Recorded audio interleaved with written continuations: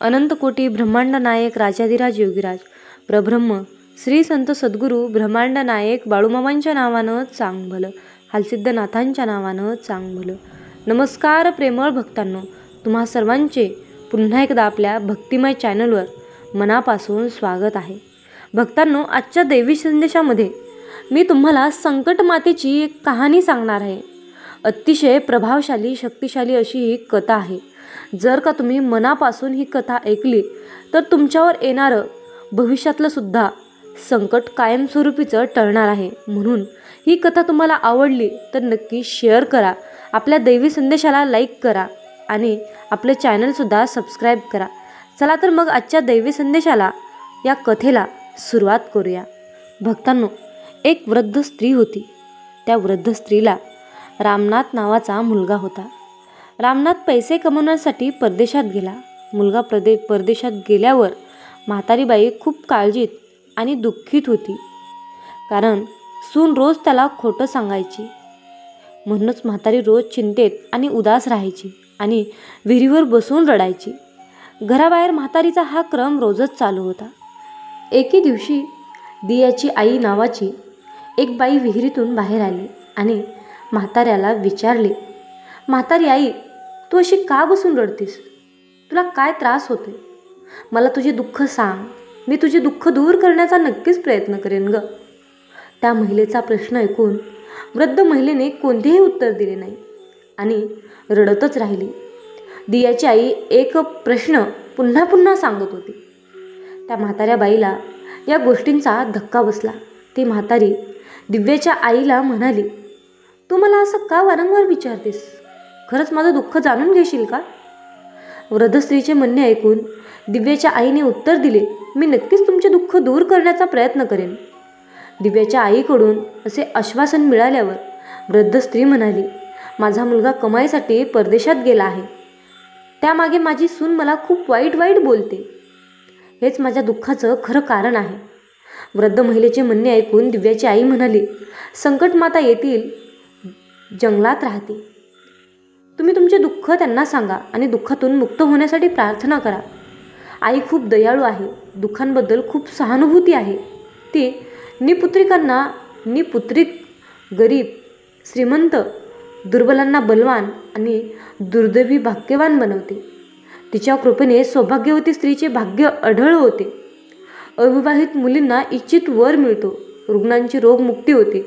याशिवाय जी काही इच्छा असेल ती इच्छा पूर्ण करते, यात काहीच शंका नाही. दिव्याच्या आईचे असे अप्रतिम बोलणे ऐकून ती वृद्ध स्त्री संकट मातेकडे गेली आणि तिच्या पाया पडून शोक करू लागली. संकट मातेने म्हातारीला अतिशय प्रेमळपणे विचारले की, तू इतक्या दुःखाने पुन्हा पुन्हा का रडत आहेस ग? म्हातारी आई म्हणाली, आई, तुला सर्व काही माहीत आहे ना, तुझ्यापासून काहीही लपलेले नाही ग. जर तू मला माझे दुःख दूर करण्याचे आश्वासन दिलेस तर मी तुला माझी दुःखाची कहाणी सांगेन. वृद्ध महिलेचे म्हणणे ऐकून संकट माता म्हणाली, प्रथम तुझे दुःख सांग. दुःखाचे दुःख दूर करणे हे माझे कामच आहे ग.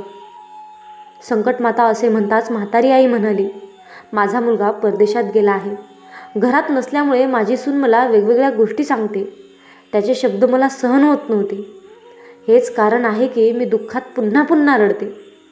वृद्ध महिलेची ही वेदनादायक कहाणी ऐकून संकट माता म्हणाली, तुम्ही घरी जा आणि माझी मनोकामना इच्छा मागून माझी पूजा करा.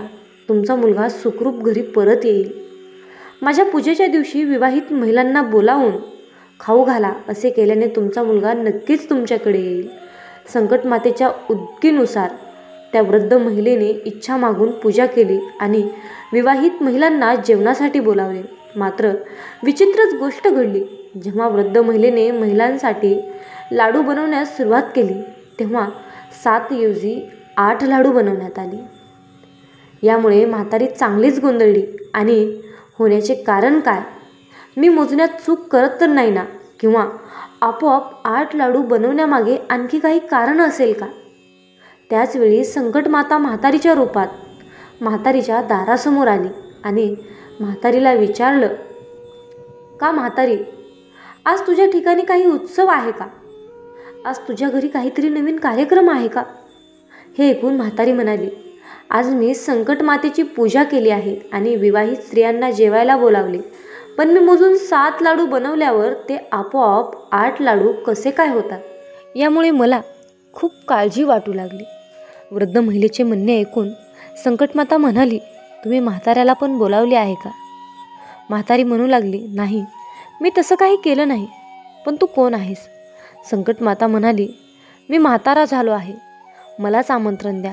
हे ऐकून वृद्ध महिलेने संकटमातेला वृद्ध स्त्रीच्या रूपात भोजनासाठी आमंत्रित केले.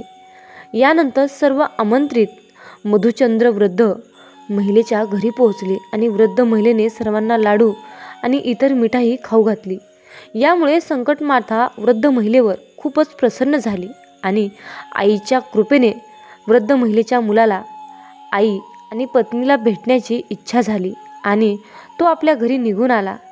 काही दिवसांनी वृद्ध महिलेने संकटमातेची पूजा केली आणि विवाहित महिलांना अन्नदान करत असताना कोणीतरी आपल्या मुलाच्या आगमनाची माहिती दिली, परंतु वृद्ध स्त्री आपल्या कामात मग्न होती. मुलाच्या सुनेला पतीच्या आगमनाची बातमी समजली आणि ती ताबडतोब पतीचे स्वागत करण्यासाठी घराकडे निघाली. मुलाने आपल्या बायकोला पाहिले आणि मनात विचार केला, माझी बायको माझ्यावर किती प्रेम करते. ती बातमी मिळताच मला भेटायला आली, पण माझ्या येण्याची बातमी मिळूनही माझी आई माझ्यावर अजिबात प्रेम करत नाही. माझी आई मला भेटायला आलीसुद्धा नाही. पूजेचे काम आटोपल्यावर सर्व विवाहित महिला जेवण करून आपापल्या घरी परतल्यावर वृद्ध महिला आपल्या मुलाला भेटण्यासाठी धावली. आई आल्यावर मुलाने आपल्या आईला विचारले, आजपर्यंत कुठे होतीस? आई म्हणाली, बेटा, तुझ्या कल्याणासाठी मी संकट मातेकडे इच्छा मागितली होती. संकट मातेच्या कृपेने त्याचे मन पत्नीपासून दूर गेले. तो आईला म्हणाला, आई, एकतर मी इथेच राहीन किंवा ती इथेच राहील. म्हातारी म्हणाली, बेटा, मी तुला खूप तपश्चर्या करून शोधले आहे, म्हणूनच मी तुला सोडू शकत नाही. म्हणूनच मला माझ्या सुनेचा त्याग करावा लागला, तरी मी ते करू शकते. म्हणून त्या मुलाने आपल्या पत्नीला घराबाहेर हाकलून दिले. ती घराबाहेर पडल्यावर अतिशय दुःखी मनाने पिंपळाच्या झाडाखाली बसून रडू लागली. एक राजा तिथून जात होता. तिला रडताना पाहून राजा थांबला आणि विचारले, तू का रडत आहेस? मग त्याने आपली सर्व व्यथा राजाला सांगितली. राजा म्हणाला, आजपासून तू माझी धार्मिक बहीण आहेस, म्हणून तू रडू नकोस. मी तुझ्या सर्व संकटांना दूर करण्याचा प्रयत्न करेन. असे म्हणत राजाने त्या स्त्रीला आपल्या महालात आणले. राजवाड्यात गेल्यावर राजाने सर्व हकीकत राणीला सांगितली आणि राणीला म्हणाला, बघा, आजपासून माझी ही बहीण आहे, या महालात राहणार आहे आणि तिला कोणत्याही प्रकारचा त्रास होऊ नये. राजाच्या ठिकाणी पोहोचल्यानंतर काही दिवसांनी धर्माने प्रेरित होऊन रामनाथाच्या पत्नीनेही संकटमातेचे व्रत सुरू केले आणि विवाहित स्त्रियांना संकटमातेला भोजनासाठी आमंत्रित केले. त्याने राणीलाही आमंत्रण दिले. सर्व नववधू लाडू खाऊ लागल्या. तेव्हा राणी म्हणाली, मला फक्त रबडी मलाई आणि स्वादिष्ट मिठाईच पचते. हे दगडासारखे लाडू कसे पचतील? असे उद्धट बोलून राणीने लाडू खाण्यास नकार दिला. काही वेळाने संकटमातेच्या कृपेचे रामनाथ आपल्या पत्नीच्या शोधात राजाच्या महालात आला. तेथे आल्यावर त्याने आपली पत्नी संकटमातेची पूजा करताना पाहून हात जोडून संकटमातेला नमस्कार केला आणि पत्नीला म्हणाला, प्रिय, माझा गुन्हा माफ करा. बायको म्हणाली, नाथ, हे सर्व काही नियती घडवते, यात तुझा काही दोष नाही. तू माझा देव आहेस, माझ्या स्वतःच्या अपराधाची क्षमा करा. असे सांगून दोघांनीही संकटमातेची व्रतकथा विधिवत श्रवण करून संकटमातेची पूजा केली. पूजा उरकून विवाहित महिलांना आनंदोत्सव साजरा करून पती पत्नी दोघेही घरी जाण्यासाठी तयार झाले. निघताना रामनाथजी पत्नी राजा आणि राणीला म्हणाली, मी संकटात असताना तुम्ही लोकांनी मला धार्मिक बहीण बनून आश्रय दिला होता. तुम्हाला काही मदत हवी असल्यास माझ्या कॉटेजवर मोकळ्या मनाने सोडा. असे बोलून पती पत्नी दोघेही आपापल्या घरी परतले. संकटमातेच्या प्रसादाचा अनादर केल्यामुळे राणी मोठ्या संकटात सापडली. रामनाथाची सून निघून जाताच तिचा वाडा उद्ध्वस्त झाला. अशा संकटात पडून राणी राजाला म्हणाली, ती तुझी धार्मिक बहीण कशी होती माहीत नाही. ती निघताच सर्व काही उद्ध्वस्त झाले. राणी राजाला म्हणाली, निघताना ती म्हणाली होती की मी संकटात असताना तुझ्या घरी आले आणि तुला काही त्रास झाला तर तू माझ्या घरी या, म्हणून आपण तिच्या घरीच थांबले पाहिजे.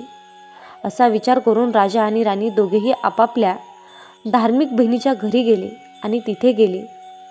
राणी म्हणाली, बहीण, तू निघून गेल्यावर काय झाली की आमची सर्व संपत्ती नष्ट झाली. आम्ही खूप संकटात आहोत. राणीचे म्हणणे ऐकून रामनाथची पत्नी म्हणाली, बहिणी, मला काही कळत नाही. माझी सर्व करविता संकट माता आहे. याशिवाय माझं दुसरं कोणीही नाही. म्हणूनच माझ्या मते तुम्ही तुमच्या चुकांसाठी संकट मातेची एकदा माफी मागावी, तिची समजूत घालावी. तुमचे काम पूर्ण होईल. तुमची सर्व वाईट कर्म आपोआप सुधारतील. रामनाथाच्या पत्नीचे म्हणणे ऐकून राणीने संकट मातेचे व्रत भक्तिभावाने केले आणि विवाहित स्त्रियांना भेटून आपल्या नकळत झालेल्या सर्व चुकांसाठी संकट मातेची वारंवार क्षमा मागितली. राणीने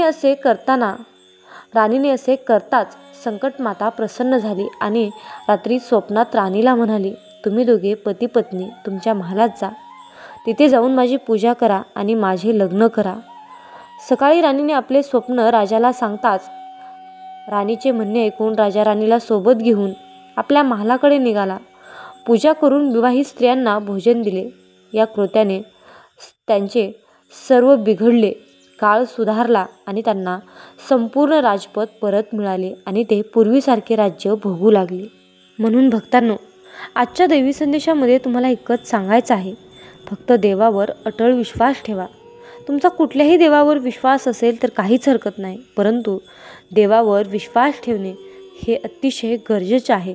जर तुमचा देवावर नितांत निस्वार्थ विश्वास असेल तर जगाच्या पाठीवर कुठलीही अशक्य गोष्ट ही शक्य झाल्याशिवाय राहत नाही. माझ्या बाळा, तुझ्या आयुष्यामध्ये जेव्हा जवळची घरातलीच व्यक्ती सतत तुला त्रास देत असेल तर न भांडता कसे उत्तर द्यावे यासाठी मी तुला 7 पद्धती सांगणार आहे. या 7 पद्धतीने तुला वागायचं आहे. त्रास देणारी व्यक्ती तुझ्या पायाशी येईल. मामा सांगतात, माझ्या बाळा, आयुष्यामध्ये बऱ्याच वेळा काय होतं, बाहेरच्या व्यक्ती नाहीत तर घरातीलच लोक आपल्याबरोबर दुश्मनासारखे वागू लागतात. आपण कितीही त्यांच्याशी चांगले वागलो तरीही ते आपले अवगुण काढून आपल्याला सतत टॉर्चर करतात, त्रास देतात. सतत आपल्याला आपण कमी आहोत, आपण मूर्ख आहोत, आपला काहीच उपयोग नाही, अशा कोणत्या ना कोणत्या कारणाने आपल्याला त्रास देऊ लागतात. पण बाळा, अशा वेळेला आपल्याला ना घरात थांबू वाटते ना त्या समोरील व्यक्तीचे तोंड पाहावेसे वाटते. खूप चिडचिड होते, मानसिक त्रास होतो, आपल्या मनावरचा ताबा सुटतो. मग घरात वादविवाद सुरू होतात, कलह निर्माण होतो, घरातील वातावरण पूर्णपणे बिघडून जाते, कुटुंबांमध्ये फूट पडण्याची शक्यता असते. आपल्या मनावरचा ताबा सुटल्याने बऱ्याच गोष्टी विपरीत घडू शकतात. म्हणून बाळा, एक गोष्ट कायम लक्षात ठेव, आपल्या घरातीलच व्यक्ती आपल्याला त्रास देत असतील आणि ती व्यक्ती मूर्ख असेल तर त्या व्यक्तीला तुमच्या कोणत्याही भावना कळणार नाहीत. तुम्ही कितीही संयम बाळगलात, तुम्ही कितीही ट्रिक त्यांना जवळ करण्यासाठी वापरली तर त्या लोकांना त्याचा काहीच फरक पडणार नाही रे. त्यामुळे अशा लोकांना केवळ इग्नोर करणे हाच एकमेव मार्ग उरतो बाळा. पण बाळा, प्रत्येक व्यक्ती मूर्ख नसते.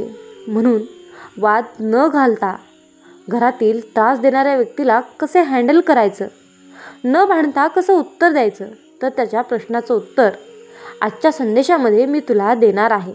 म्हणून बाळा, हा संदेश तुझ्यासमोर आलाच आहे तर या संधीचं सोनं करूनच पुढे जा.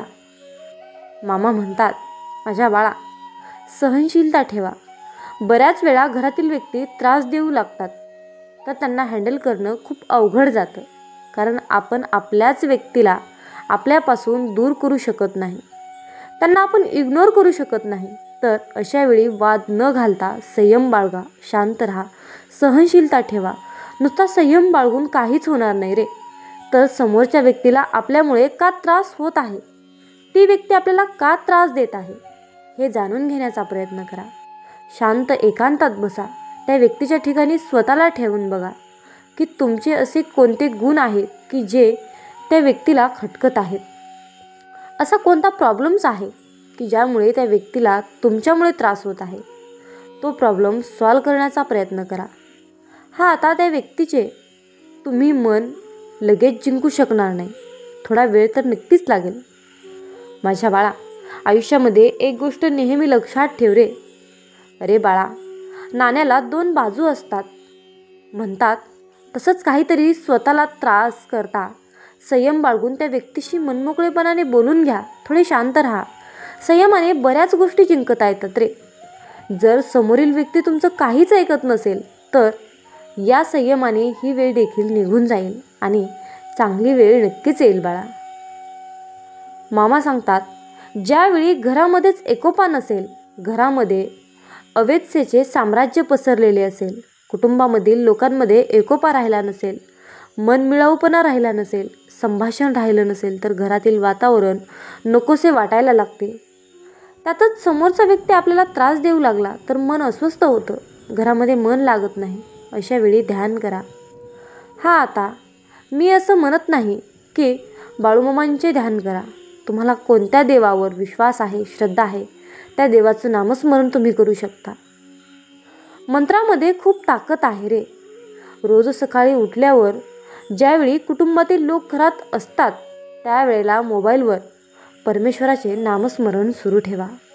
एखादे शांत भजन सुरू ठेवा किंवा दिगंबरा दिगंबरा श्रीपाद वल्लभ दिगंबरा या मंत्राचा जप मोबाईलवर ठेवा किंवा बाळूमामांचा एखादा मंत्र मोबाईलवर लावून ठेवा. या मंत्राने देखील मन शांत होण्यास मदत होते.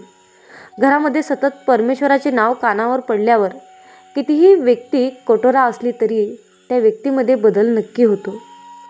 मामा सांगतात, ज्या व्यक्तीचा तुम्हाला चेहराही बघावासा वाटत नाही, जी व्यक्ती तुम्हाला सतत त्रास देते, त्या व्यक्तीमध्ये देखील नक्कीच बदल होईल आणि घरामध्ये प्रसन्न वातावरण निर्माण होऊन कुटुंबामध्ये एकोपा निर्माण होईल. आयुष्यातली तिसरी गोष्ट म्हणजे माफ करायला शिका. तुमचा राग महत्त्वाचा असेल तर त्या व्यक्तीला कायमचे दूर करा आणि ती व्यक्ती महत्त्वाची असेल तर त्या व्यक्तीवरील राग नक्कीच दूर करा. म्हणजेच त्या व्यक्तीला तुमच्या संयमाच्या आधारे तुमच्या प्रेमाने माफ करायला शिका. माफ करणे हे मोठ्या मनाचे किंवा समज संयमाचे लक्षण आहे. आपलीच व्यक्ती आपल्याला त्रास देते याचा अर्थ दोघांमध्ये काहीतरी वादविवाद नक्कीच झालेला असणार. जरा खोलवर विचार करा. त्या व्यक्तीचा काहीतरी गैरसमज देखील असू शकतो. बरीच नाती गैरसमजामुळे तुटतात रे आणि याच गैरसमजामुळे ती व्यक्ती तुम्हाला त्रास देत असेल तर त्या व्यक्तीशी तुम्ही स्पष्टपणे बोलून घ्या की तुम्ही मला असे का त्रास देता. स्पष्ट व्यक्तपणामुळे नात्यात गैरसमज निर्माण होत नाहीत. समोरील व्यक्ती त्रास देत असून देखील तुम्ही त्याच्या सर्व चुका माफ करून त्याच्याशी नातं ठेवलं तर तुमचे व्यक्तिमत्व अतिशय आकर्षक बनेल. कुटुंबामध्ये तुमचे वर्चस्व टिकून राहील. म्हणून आयुष्यामध्ये चुकीला नेहमी माफ करायला शिका. चौथा मुद्दा असा आहे, सकारात्मक वातावरण ठेवा. अरे बाळा, आपल्या जवळची व्यक्ती आपल्याला त्रास देत असेल तर त्या व्यक्तीला दूर करणे तर अशक्य असते. त्यामुळे वरील मुद्द्यामध्ये सांगितल्याप्रमाणे तुमच्या संयमाने, सहनशीलतेने, माफ करण्याच्या सवयीने घरातील वातावरण सकारात्मक होण्यास नक्की मदत होणार असते. तुमचे विचार, बोलण्याची पद्धत नेहमी पॉझिटिव्ह ठेवा. सकारात्मक बोलणं हे अशक्य गोष्टीलाही शक्य असतं. आपण जे बोलतो, आपण जसे वागतो तसेच आपण बनत असतो.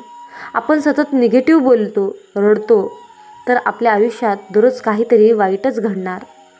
तेच आपण जर रोज चांगले बोललो, समोरील व्यक्तीविषयी नेहमी चांगले विचार केले, त्याचे अवगुण न पाहता चांगली गुण पाहिले तर एक ना एक दिवस ती त्रास देणारी व्यक्ती देखील तुम्हाला चांगली वाटू लागेल. घरामध्ये झालेल्या वादामधल्या लहानसहान गोष्टी मनामध्ये ठेवू नका. ज्या त्या वेळेला काही गोष्टी विसरायला शिका. अशा गोष्टी मनात ठेवल्याने आपलं मन अशांत होणार असतं. समोरच्या व्यक्तीला काहीच फरक पडत नाही. म्हणून आपण नेहमी पॉझिटिव्ह राहायचं. रोज सकाळी उठल्यावर अंतर्मनाला सांगायचं, आज मी चांगली वागणार आहे आणि मला त्रास देणारी व्यक्ती माझ्याशी खूप छान वागणार आहे. रात्री झोपताना देखील हीच सूचना मनाला द्यायची. दिवस नक्की येईल, ती त्रास देणारी व्यक्ती खरंच तुमच्याशी चांगलं वागू लागेल. थोडे दिवस हा उपाय तुम्ही नक्की करून बघा. मामा सांगतात, माझ्या बाळा, आयुष्यामध्ये स्वतःमध्ये बदल करा. आयुष्यामध्ये स्वतःमध्ये बदल करा. प्रत्येकाला असं वाटत असते की माझी काहीच चूक नाही, पण बाळा, असं प्रत्येकाच्या वागण्यात काहीतरी चुकत असतं रे. बोलण्यातून काहीतरी चुकीचं बाहेर पडतंच. किंवा तीव्र सूर, आपली बोलण्याची पद्धत, आपल्या घरातील वर्तणुकीमुळे कदाचित समोरच्या व्यक्तीला त्रास होत असेल आणि ती व्यक्ती आपल्याला त्रास देत असेल. राग शांत करा. शांत मनाने एकदा विचार करा, माझ्याकडून अशी कोणती चूक झाली की जी समोरच्या व्यक्तीला आवडलेली नाही आहे, त्यामुळे मला त्रास देते. जर ती चूक तुम्हाला कळाली तर ती चूक तुम्ही हळूहळू सुधारण्याचा प्रयत्न करा. जर तुमची चूकच काही नसेलच तर समोरच्या व्यक्तीचा स्वभाव कसा आहे ते जाणून घेण्याचा प्रयत्न करा. त्या व्यक्तीला जपायचं असेल तर स्वतःच्या स्वभावामध्ये बदल करून घ्या. त्या व्यक्तीच्या स्वभावाची मिळताजुळता स्वभाव तुमचा करून घ्या. त्या व्यक्तीच्या विचाराशी तुमचे विचार पटतील असे वागा. आपलीच व्यक्ती आपल्याला त्रास देत असेल तर त्या व्यक्तीच्या वाकड्यात जाण्यात काहीच अर्थ नसतो. त्यामुळे बाळा, थोडंसं नाटक करा, पण स्वतःमध्ये बदल करून त्या व्यक्तीशी थोडं मिळतं-जुळतं घ्या. या ट्रिकमुळे तुमचा खूप मोठा फायदा होईल. तुमचा तणाव दूर होईल, मानसिक समाधान मिळेल. पुढील नंबर 6, मामा सांगतात, संवाद साधा. समोरच्या व्यक्तीचा त्रास जाणून घ्या. कुटुंबात बऱ्याच वेळा काय होतं, जी आपल्यापेक्षा मोठी लोक असतात तीच आपल्याला त्रास देत असतात. तर अशा व्यक्तीशी मनमोकळेपणाने बोलून घ्या, संवाद साधा. कित्येक वेळा काय होतं, अशा लोकांच्या आयुष्यामध्ये बऱ्याच घटना वाईट घडलेल्या असतात. त्यामुळे त्यांचा स्वभाव चिडचिडा झालेला असतो किंवा त्यांना समजून घेणारं कोणीच नसतं. समोरील व्यक्तीला कोणत्या गोष्टीमुळे जास्त त्रास होतो, त्यामुळे ती कुटुंबामध्ये खूप कलह निर्माण करते, तुम्हाला त्रास देते. हे जाणून घेण्याचा नक्की प्रयत्न करा.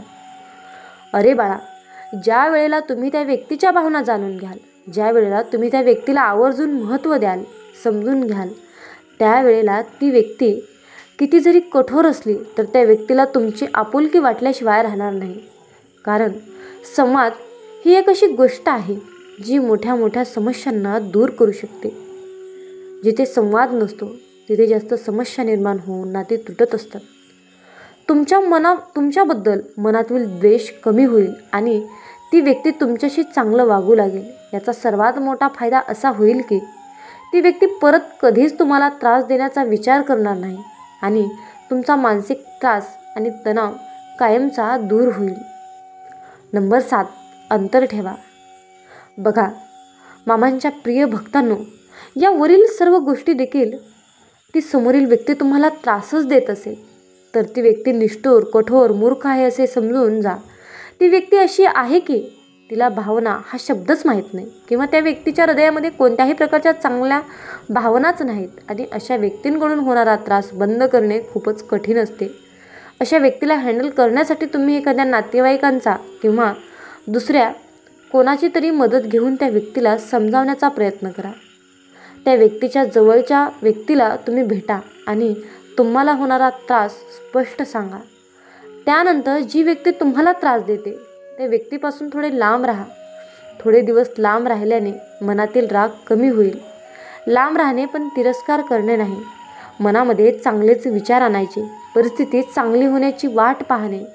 समोरच्या व्यक्तीचा त्रास इग्नोर करणारं इतकं सोपं नसतं, पण इग्नोर तर करावंच लागणार असतं. कारण भांडणं करून, वाद घालून मानसिक त्रासच वाढणार आहे ना, की ती व्यक्ती तुमच्यावर प्रेम करणार आहे. त्यामुळे अशा व्यक्तींपासून लांब राहा आणि स्वतः एकांतामध्ये स्वतःसाठी जगा. स्वतःचे छंद जोपासा.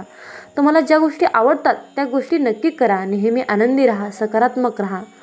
या गोष्टींमुळे तुम्हाला समोरच्या व्यक्तीकडून होणारा त्रास जास्त जाणवणार नाही. घरातीलच व्यक्ती आहे ना. मग सांगतात, माझ्या बाळा, त्या व्यक्तीला आपण जबरदस्ती आपल्याशी चांगलं वागायला लावू शकत नाही. त्यामुळे सहनशीलता, संयम, ध्यान, परमेश्वराचे नामस्मरण, मोठ्या मनाने क्षमा करणे, संवाद, सकारात्मक विचार या गोष्टींच्या मदतीने समोरच्या व्यक्तीला तुम्ही हँडल करू शकता. आणि या गोष्टींमध्ये इतकी ताकद आहे की या गोष्टी मनाला फक्त शांतताच देऊन जातात. आणि विश्वास ठेवा, तुम्ही ज्या परमेश्वराचे नामस्मरण करता त्या परमेश्वराचे तुमच्यावर लक्ष असणारच आहे. तो परमेश्वर तुमचे काहीच वाईट होऊ देणार नाही.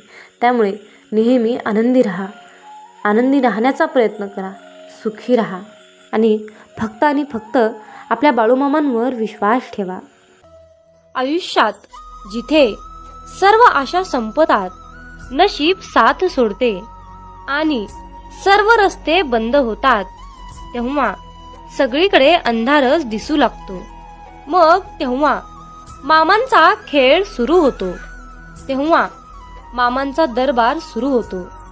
मामांची अद्भुत लीला सुरू होते. जीवनात अडचणी कितीही असो, त्या चिंता केल्यावर आणखीन जास्त होतात. शांत राहिल्यावर त्या कमी संपून जातात आणि संयम राखल्यावर त्या संपून जातात. आणि परमेश्वराचे आभार मानले तर त्या अडचणी आनंदात बदलून जातात. विश्वास ठेवा, मामांची योजना सर्वात उत्तम आहे. आयुष्यात कधी कठीण प्रसंग असतात, त्यावेळी मामा शांतपणे तुमच्यासाठी काहीतरी करत असतात. मामा म्हणतात, माझ्या प्रिय बाळा, तुला ही संधी मिळेल, लगेच तू हिरमुसू नकोस, कारण आयुष्य हे खूप सुंदर आहे. अरे, तुझ्यावर प्रेम करणारे कितीतरी लोक आहेत. तुझ्यासाठी हात जोडणारे कितीतरी हात आहेत. अरे, मग असंच आपल्यासाठीही थोडंसं हसून बघ. म्हणून बाळा, आयुष्य हे खूप सुंदर आहे रे, फक्त तू खचू नकोस. उठ आणि डोळे उघडून पहा जरा जगाकडे. प्रत्येकाच्या आयुष्यात काहीतरी चालू असतेच.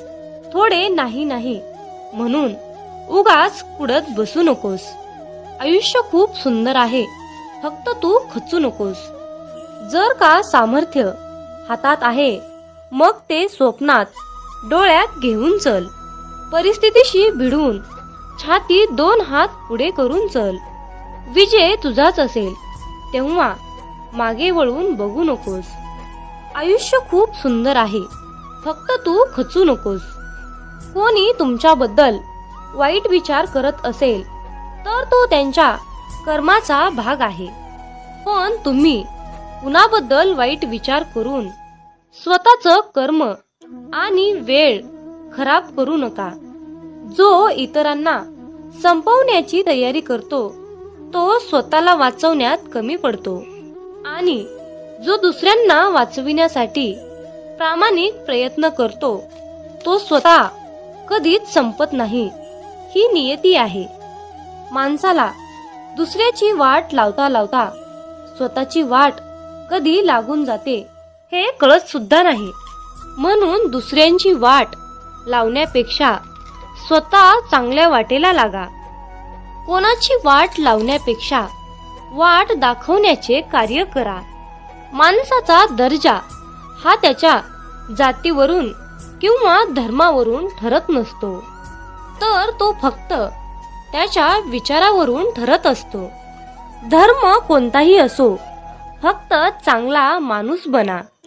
कारण शेवटी हिशोब हा कर्माचाच होतो, धर्माचा नाही. आपले अंतःकरण जोपर्यंत शुद्ध आहे, तोपर्यंत या विश्वातील कोणत्याही गोष्टीची भीती बाळगण्याची गरज नाही. फक्त नीतिमत्ता साफ ठेवा. परमेश्वर तुम्हाला काटाही टोचू देणार नाही. पहाटे उठावे आणि भगवंताची मूर्ती डोळ्यासमोर आणून प्रार्थना करावी. आणि तुझे जिथे विस्मरण होते, तिथे मला जागृत करत जावे. नाही मला आता तुझ्याशिवाय आसरा, असे म्हणून नमस्कार करावा. मनुष्य कसाही असला तरीही त्याला भगवंताच्या स्मरणातच समाधान मिळेल. जीवनात तुम्हाला यश हवे असेल तर संकटांनाही सामोरं जावंच लागेल. हळवं मन घेऊन या जगामध्ये फिरू नका, कारण त्याला ओरबडणारे हजारो भेटत असतात. मामा म्हणतात, थोडंसं व्यावहारिक राहायला शिका, कारण आपल्या भावनांचा खून करून काही लोक असुरी मजा लुटतात. समुद्र हा सर्वांसाठी सारखाच असतो, पण त्यातून काही लोक मासे घेतात तर काही लोक त्यातून मोती घेतात. तर काही जण त्यात आपले पाय ओले करतात. मामा म्हणतात, हे विश्व सर्वांसाठी सारखेच आहे, पण तुम्ही त्यातून काय घेता हे मात्र वेगवेगळं आणि महत्वाचं आहे. जिथे सर्व आशा संपतात, नशीब साथ सोडते, सर्व रस्ते बंद होतात आणि सर्वत्रच अंधारच अंधार दिसू लागतो, तेव्हा त्यावेळी मामांचा खेळ सुरू होतो. मामांचा दरबार सुरू होतो. मामांची अद्भुत लीला सुरू होते. म्हणून मामा नेहमी आपल्या भक्ताला सांगतात, माझ्या बाळा, तू भिवू नकोस, मी सदैव सावलीसारखा तुझ्या पाठीशी उभा आहे. तुमचा बाळूमामांच्या या शक्तीवर विश्वास असल्यास आत्ताच आपला हा संदेश शेअर करा आणि आपल्या चॅनलला सबस्क्राईब करून कमेंट बॉक्समध्ये मेंढी माऊली, मी तुझं बाळ आहे आणि माझा पूर्णपणे तुझ्यावर विश्वास आहे असे टाईप करा. भाग्यवंत ठराल. मामा म्हणतात, स्वतःच्या कर्मावर आणि प्रामाणिकपणावर इतका विश्वास ठेवा की योग्य वेळ आल्यानंतर मी तुम्हाला इतकं काही देईन की मागायलाही काही उरणार नाही. पहाटे उठावे आणि बाळूमामांची मूर्ती डोळ्यासमोर आणून प्रार्थना करावी. हे परमेश्वरा, तुझे जिथे विस्मरण होते तिथे मला जागृत करीत जावे. नाही मला आता तुझ्याशिवाय कुणाचा आसरा असे म्हणून मनपूर्वक नमस्कार करावा. मनुष्य कसाही असला तरीही त्याला भगवंताच्या स्मरणात समाधान खात्रीने मिळेल. जीवनात अडचणी कितीही असो, चिंता केल्यावर त्या आणखीन जास्त वाढतात. शांत राहिल्यावर त्या कमी कमी होत जातात आणि संयम ठेवल्यावर त्या कायमच्या संपूनही जातात. आणि परमेश्वराचे आभार मानले तर त्या सर्व अडचणी आनंदात सुखात बदलून जातात. मामा म्हणतात, जो इतरांना संपवण्याची तयारी करतो तो स्वतःला वाचवण्यात कमी पडतो आणि जो दुसऱ्याला वाचवण्यात प्रामाणिक प्रयत्न करतो तो स्वतः कधीही संपत नाही. माणसाला दुसऱ्याची वाट लावता लावता स्वतःची वाट कधी लागते हे कळत सुद्धा नाही आणि हीच नियती आहे. मामा म्हणतात, ज्याला पडल्या पडल्या झोप लागते तोच खरा श्रीमंत आहे, तो म्हणजे बाळूमामांचा सेवेकरी. मित्रांनो, तुम्ही बाळूमामांचा एक तरी भक्त असा दाखवा की त्याच्या घरामध्ये अन्नपूर्णा देवीचा आणि माता लक्ष्मीचा त्याच्या घरामध्ये वास नाही. म्हणून मित्रांनो, एक गोष्ट नेहमी लक्षात ठेवा, जिथे बाळूमामा आहेत तिथे अख्खं ब्रह्मांड वास करते. हे तितकंच खरं आहे. नाम घेतलं की संकट येणार नाही, पैशाचा ढीग पडणार नाही, परंतु पैसा देऊन जी गोष्ट तुम्हाला मिळणार नाही ती गोष्ट तुम्हाला नक्की मिळेल. मित्रांनो, जीवनात आपण फक्त समाधान मिळवण्यासाठी धडपडत असतो. म्हणून बाळूमामांचे मुखामध्ये नेहमी नाम जप केले पाहिजे. बाळूमामांच्या सेवेच्या मार्गातून चालताना स्वतःच्या अनुभवातून मिळालेल्या खूप काही गोष्टी, चमत्कार, बाळूमामांचे साक्षात्कार आपल्याला आठवतात. बाळूमामा नेहमी आपली परीक्षा घेतात. फक्त मामा आपला संयम बघतात. ते आपल्याला भरपूर अडचणी आणि संकटेही निर्माण करून देत असतात. बऱ्याच वेळा आपल्या प्रारब्धामुळे आपली सेवा ही खंडित होते. बरेच सेवेकरी या त्रासाला कंटाळून मामांची सेवा करणे सोडून देतात. परंतु भक्तांनो, हे पूर्णपणे चुकीचे आहे. भक्तांनो, आपण का विसरून जातो की संकटापेक्षाही खूप मोठे आपले बाळूमामा आहेत. म्हणून संकटे आली म्हणून मामांची सेवा करणे सोडून देऊ नका. तर त्या संकटाला सांगा की तुझ्यापेक्षा माझे ब्रह्मांड नायक बाळूमामा खूप मोठे आहेत आणि माझ्या मामांसमोर तुझा कसल्याही प्रकारचा निभाव लागणार नाही, असं तुम्ही त्या संकटालाच बजावून सांगा. मित्रांनो, जर एकदा बाळूमामांनी आपल्याला हात दिला तर मामा आपला हात कधीच सोडणार नाहीत. नेहमी आपल्या पाठीशी उभे असतात आणि येणाऱ्या संकटाची तीव्रता कमी करत असतात. आणि शेवटी बाळूमामा आपल्या ओंजळीत इतकं सुख देतात की आपण त्या सुखाची कधी कल्पनाही केलेली नसते. म्हणून मित्रांनो, बाळूमामांवर अतिशय श्रद्धेने विश्वास ठेवा आणि मुखामध्ये बाळूमामांचे नामस्मरण चालूच ठेवा. शोधावया भाकरीला निघाली ती भूक आहे, जन्मताच गरिबी येते ही कोणाची चूक आहे. भूक लागली की खाणे ही प्रकृती आहे, परंतु घासातील घास दुसऱ्याला देणे ही सद्गुरूंची शिकवण आहे. म्हणून लक्षात ठेवा, जर तुमच्या घरी भुकेला व्यक्ती आला तरी त्याला भुकेच पाठवू नका, तर त्याला पोटभर जेवण देऊन मगच पाठवा. जर तुम्ही अशा प्रकारचे पुण्याचे काम केले तर नेहमी तुमच्या पाठीशी बाळूमामा सावलीसारखे उभे असतील. जर तुमच्याबद्दल कोणी वाईट बोलत असेल तर तो त्याच्या कर्माचा भाग असेल, परंतु तुम्ही कोणाबद्दलही वाईट बोलून स्वतःचे आयुष्य, स्वतःची वेळ खराब करून घेऊ नका. मामा म्हणतात, माणूस कितीही हुशार, समजूतदार, चतुर, बुद्धिमान असला तरीही त्याला शेवटी नियतीने बांधलेला डाव हा स्वीकारावाच लागतो. एवढं मात्र खरं आहे, आपल्यापेक्षा मोठ्या वडीलधाऱ्या माणसांचा आदर केलाच पाहिजे, त्यांना योग्य तो मानपान दिलाच पाहिजे. बोलताना शब्दाचा योग्य तो वापर केलाच पाहिजे. शब्द दवा आहे, शब्द दुवा आहे, शब्द दावा आहे, शब्द माणुसकीचा ठेवा आहे.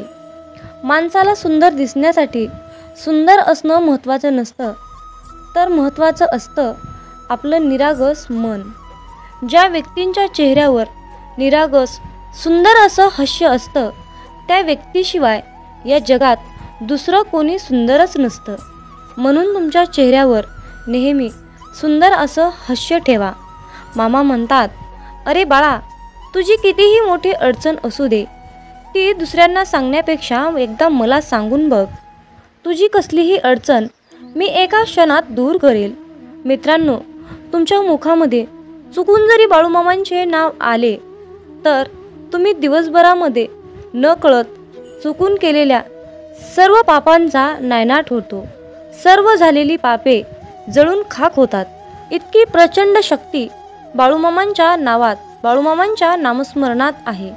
म्हणून मित्रांनो, आपल्या प्रत्येक दिवसाची सुरुवात ही बाळूमामांच्या पवित्र आणि दिव्य अशा मंत्राने करायची आहे, म्हणजेच बाळूमामांच्या नामस्मरणाने. मित्रांनो, जर तुम्हाला जीवनात यशस्वी व्हायचे असेल, तुमच्या जीवनामध्ये खूप दुःख आहे, संकट आहेत, अडचणी आहे, तुम्ही खूप चिंतेत असाल, तर तुम्हाला या नियमांचे पालन करावे लागेल. तर ते नियम पुढील प्रमाणे आहेत. नंबर 1, वाईट लोक बोलल्याने सुधारले असते तर भगवान श्रीकृष्णांनी महाभारत होऊ दिले नसते. नंबर 2, तुमच्या आयुष्यावर कधीही नाराज होऊ नका, कारण जसं तुम्ही आयुष्य जगता तेच कोणाचं तरी स्वप्न असतं. नंबर 3, तुमचा पूर्ण वेळ स्वतःला चांगलं बनवण्यामध्ये घाला, कारण आजकाल नाती माणसांनी नाही तर पैशाने बनतात. नंबर 4, उशिरा का होईना देव सर्वांचंच ऐकतो, परंतु तुमचा देवावर कठोर विश्वास असायला हवा. नंबर 5, भगवान श्रीकृष्ण म्हणतात, हवा कधीही एका दिशेने वाहत नाही, ती वेळोवेळी आपली दिशा बदलत असते. त्यामुळे आयुष्यामध्ये वेळ खराब असेल तर चिंता करू नका, फक्त चांगल्या वेळेची वाट पहा. नंबर 6, देव त्यांचेही ऐकतो जे देवाला कधीही बोलून दाखवत नाही. म्हणून ईश्वराच्या निर्णयावर खुश राहिलं पाहिजे. देव आपल्याला जे पाहिजे ते कधीच देत नाही. देव आपल्याला ते देतो जे आपल्यासाठी खूप महत्त्वाचं आणि चांगलं असेल. नंबर 7, दुसऱ्यांचं चांगलं करणाऱ्या व्यक्तींनाच आयुष्यामध्ये अडचणींचा सामना करावा लागतो, कारण जे झाड आपल्याला फळं देते त्याच झाडाला दगडांचा मार खावा लागतो. नंबर 8, देवाला जे पाहिजे तेच होते, म्हणून प्रार्थना शब्दांनी नाही तर मनापासून केली पाहिजे. नंबर 9, भगवान श्रीकृष्ण म्हणतात, जे लोक तुमच्यावर जळतात त्या लोकांचा कधीही तिरस्कार करू नका, कारण हे तेच लोक आहेत ज्यांनी मान्य केलं आहे की तुम्ही त्यांच्यापेक्षाही खूप जास्त सरस आहात. नंबर 10, जीवनात कधी निराश होऊ नका, कारण ज्यांनी तुमचं नशीब लिहिलं आहे तोच विश्वाचा सर्वात मोठा लेखक आहे. नंबर 11, शिक्षण कुठूनही घेता येतं, परंतु संस्कार मात्र घरातूनच घेता येतात. नंबर 12, कोणाचंही कौतुक करताना तुम्हाला पाहिजे तेवढं करा, परंतु कुणाचा तरी अपमान करताना 10 वेळा विचार करून करा. कारण अपमान ही एक अशी गोष्ट आहे की वेळ आल्यानंतर ती व्याजासकट परत मिळते. नंबर 13, पैसा तुम्हाला आणखीन एक गोष्ट सांगतो. पैसा म्हणतो, भलेही मी तुमच्यासोबत वरती येणार नाही, परंतु जोपर्यंत तुम्ही खाली आहात तोपर्यंत मी तुम्हाला कमीपणा येऊ देणार नाही. नंबर 14, तुम्ही मागे जाऊन तुमचा भूतकाळ सुधारू शकत नाही, पण आज मेहनत करून तुमचा येणारा भविष्यकाळ तुम्ही नक्कीच सुधारू शकता. नंबर 15, आयुष्यामध्ये पैसा तुम्हाला नेहमी एकच गोष्ट सांगतो, जर तुम्ही मला आज वाचवलं तर उद्या मी तुम्हाला नक्कीच वाचवेन. नंबर 16, जर तुम्ही आयुष्यामध्ये या 4 गोष्टी सोडल्या तर तुम्ही जीवनामध्ये नेहमी सुखी आणि आनंदी राहाल. नंबर 1, सगळ्यांना खुश करणं. नंबर 2, दुसऱ्या लोकांकडून जास्त अपेक्षा करणं. नंबर 3, भूतकाळात जगणं. नंबर 4, स्वतःला दुसऱ्यांपेक्षा खूप कमी समजणं.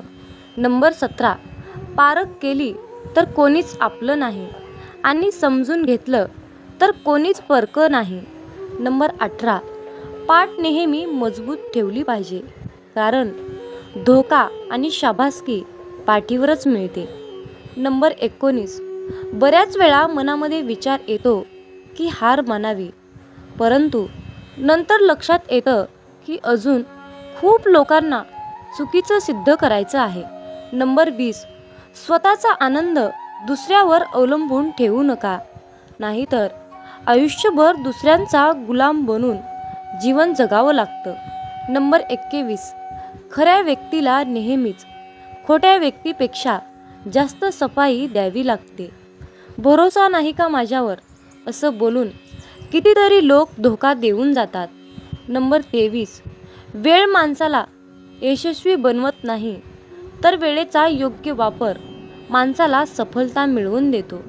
नंबर 24, कुणाची कदर करायची असेल तर तो जिवंत असतानाच करा, कारण मृत्यूनंतर परकेसुद्धा रडूनच जातात. नंबर 25, जी व्यक्ती स्वतःचे दुःख कधीच कुणाला सांगत नाही तर त्याचा अर्थ असा नाही की त्या व्यक्तीच्या आयुष्यामध्ये दुःखच नाही. दुःख लपवण्याचे त्याचे एकमेव एकच कारण असतं की त्याला माहीत आहे की या जगाला दुःख सांगून हे जग दुःख कमी करणार नाही, तर त्या उलट वाढवून ठेवणार आहेत. म्हणून स्वतःचे दुःख कुणालाही सांगू नका. नंबर 26, भगवान श्रीकृष्ण म्हणतात, आयुष्यामध्ये जो व्यक्ती नेहमीच दुसऱ्यांच्या खुशीचा, आनंदाचा विचार करतो, नेहमी दुसऱ्यांची कदर करतो, माहीत नाही तो व्यक्ती आयुष्यामध्ये नेहमीच एकटा का पडतो. नंबर 27, स्वप्न पूर्ण करण्यासाठी झोपलं नाही तर जागलं पाहिजे. नंबर 28, चिंता दूर करण्याचा एकच उपाय आहे, फक्त डोळे बंद करून हा मंत्र म्हणा की खड्ड्यात गेली दुनिया.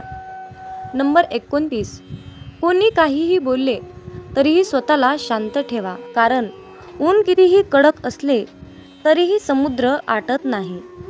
हे प्रिय देवा, भीती आणि काळजीच्या सर्व खुणा काढून टाका. आजार धरून राहून जे कंटाळले आहेत त्यांना बळ द्या. तुम्ही अजूनही त्यांच्या पाठीशी आहात अशी त्यांना खून पाठवा. तुमचे अश्रू आनंदाच्या अश्रूमध्ये बदलतील. तुमचे दुःख बरे होण्याने बदलले जाईल आणि तुमचा संघर्ष आशीर्वादाचा मार्ग मोकळा करेल. याची तुम्हाला गरज असल्यास कमेंटमध्ये 888 असे टाईप करा. देव म्हणतो, अरे प्रिय मुला, जाणून घ्या की माझ्याकडे तुमच्या जीवनासाठी एक चमत्कारी योजना आहे. ही एक अशी योजना आहे की ती तुमच्या आयुष्यात चांगुलपणा, समाधान आणि परिपूर्णता आणते. आज तुमचे आरोग्य, पैसा, वेळ आणि कुटुंब यासारखे काहीही वाईट होणार नाही. मामांची सर्व मुले भक्त पूर्णपणे यशस्वी होतील.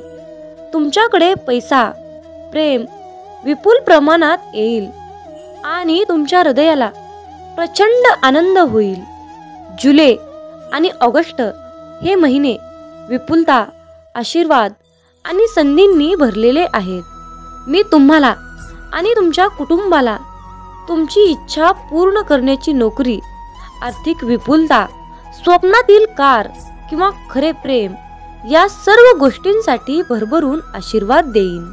मामा म्हणतात, विश्वास ठेवा की मी तुम्हाला नूतनीकरण करील. तुमच्या सर्वात वाईट स्वप्नांच्या पलीकडे जाऊन तुमच्यावर आशीर्वादाचा वर्षाव करीन. प्रिय मुला, जर का तुम्ही हा संदेश शेवटपर्यंत ऐकला तर तुम्हाला आणि तुमच्या कुटुंबाला शाश्वत आरोग्य, आनंद, आर्थिक आणि शांती लाभेल. तुमच्यापैकी ज्यांना आर्थिक अडचणींचा सामना करावा लागत आहे त्यांच्यासाठी तुम्ही आश्चर्यकारकपणे श्रीमंत होणार हे जाणून घ्या. पैसा तुमच्याकडे सहजतेने येईल. बाळूमामा आज तुम्हाला सांगत आहेत, पुढील आठवडा तुमच्यासाठी आश्चर्यकारक आणि अद्भुत आशीर्वादाने भरलेला आहे, जो की तो तुमच्या जीवनात चमत्कारिक बदल घडवून आणेल. जर का तुमचा बाळूमामांवर आणि बाळूमामांच्या शक्तीवर विश्वास असेल तर आत्ताच हा संदेश शेअर करा आणि आपल्या चॅनलला सबस्क्राईब करून कमेंटमध्ये बाळूमामा, माझा तुमच्यावर पूर्णपणे विश्वास आहे असे टाईप करा. भाग्यवंत ठराल. तुमच्या संधी सुधारतील आणि देव तुमचे नातेसंबंध, शरीर, मन बरे करेल. तुमचा परमेश्वरावर विश्वास असल्यास 444 असे टाईप करा. देव म्हणतो, तुम्हाला आलेल्या प्रत्येक निराशेसाठी माझ्याकडे तुमच्यासाठी जीवन बदलणारा अविभाज्य आशीर्वाद आहे. तुमचे हृदय आनंद, प्रेम आणि समाधानाने भरले जाईल. चांगल्या बातमीने तुम्ही भरभरून जाल. जर देव राजा असेल आणि तुम्ही मूल असाल तर तुम्हाला राजाचा वारसा मिळेल. असे का म्हटले हे स्पष्ट आहे, तर तुम्ही राजेशाही वारशाचे आहात. या महिन्यात देव तुमच्या आयुष्यात आश्चर्यकारक गोष्टी करणार आहे. सकारात्मक बदल आणि चमत्कारिक आशीर्वादासाठी तुमची वेळ आली आहे. तुमच्या सोबत काहीतरी अद्भुत घडणार आहे. तुमच्या सोबत काहीतरी अद्भुत घडणार आहे. मामा म्हणतात, अरे बाळा, तुझे भविष्य चांगल्या गोष्टीने, प्रगतीने आणि पुढे जाण्याच्या आशीर्वादाने भरलेले असेल. देव तुमचे कल्याण, नातेसंबंध आणि वित्त पसरत आणेल. देव सध्या या क्षणाला तुमच्यासाठी मार्ग मोकळा करत आहे. येशूच्या नावाने नवीन संधी, अनुकूलता, उघडे दरवाजे आणि जाहिरातीसाठी स्वतःला तयार करा. देवदूत म्हणत आहेत, पुढील 12 तासामध्ये प्रेम, पैसा, चांगले आरोग्य या स्वरूपात महान आशीर्वाद प्राप्त करण्यासाठी तयार राहा. तुमचे लवकरच पैशाचे प्रश्न मार्गी लागणार आहेत. तुमच्या बँक खात्यामध्ये अनपेक्षित बॅलन्स जमा होणार आहे. त्यासाठी तुम्ही तयार आहात का? जेव्हा तुम्ही उद्या सकाळी झोपेतून उठता तेव्हा तुम्ही तुमच्या फोन तपासणीसाठी तयार राहा, कारण तुम्ही ऐकलेल्या सर्वात अविश्वसनीय बातम्या तुम्हाला मिळतील. मामा म्हणतात, तुमचे आरोग्य, नातेसंबंध, आर्थिक स्थिती पुनर्संचयित केली जाईल असा तुमचा विश्वास असू शकतो. तुम्ही फक्त माझ्यावर विश्वास ठेवा. मामा म्हणतात, तुम्हाला आवश्यक ते यश मिळवण्यासाठी मी तुमच्या वतीने परिश्रमपूर्वक काम करत आहे. हे तुम्ही समजून घ्यावे अशी माझी इच्छा आहे. मी घोषित करतो की या आठवड्यातील उर्वरित कालावधी तुमच्यासाठी महानतेने भरलेला असेल. देव तुम्हाला उपचार, नवीन संधी आणि आशीर्वाद पाठवेल. मामा म्हणतात, जो इतरांना संपवण्याची